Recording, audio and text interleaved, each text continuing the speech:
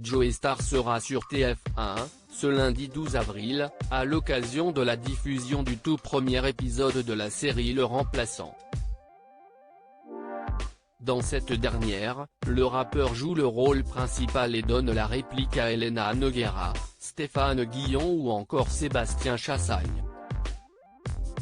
Le père de Khalil, Mathis et Marcello va en effet incarner à l'écran le personnage de Nicolas Valère, un professeur de français qui est tout droit tiré de son imagination.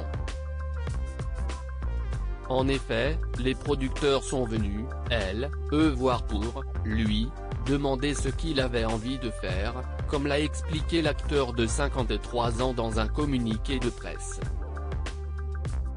Grâce à ce nouveau projet, il a eu l'occasion de travailler encore une fois avec Barbara Schultz. C'était marrant d'être à nouveau réunis pour jouer des profs décalés car la dernière fois que l'on s'était vu sur un plateau, c'était dans un commissariat où j'étais en garde à vue, a lancé Joey Starr, qui a fait partie du casting de la première saison de la série Gloria, tout comme sa consoeur. D'ailleurs, cette dernière semble particulièrement enthousiaste lorsqu'il s'agit de filmer des scènes. De quoi quelque peu provoquer la jalousie du comédien. Barbara Schultz a une énergie incroyable. Elle en envoie, j'adore. Elle arrive tous les matins de très bonne humeur. Si est très énervant, a affirmé la star du programme, avec une pointe d'ironie.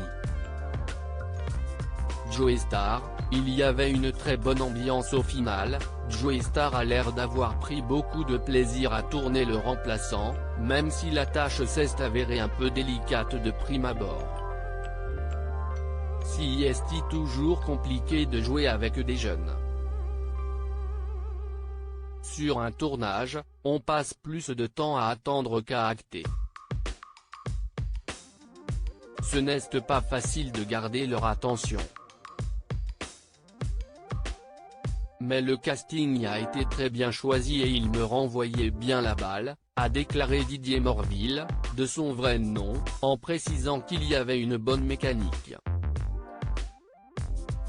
Je me souviens de la scène où mon personnage se retrouve pour la première fois face à ses élèves.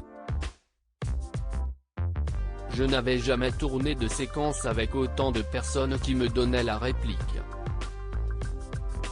C'était assez particulier.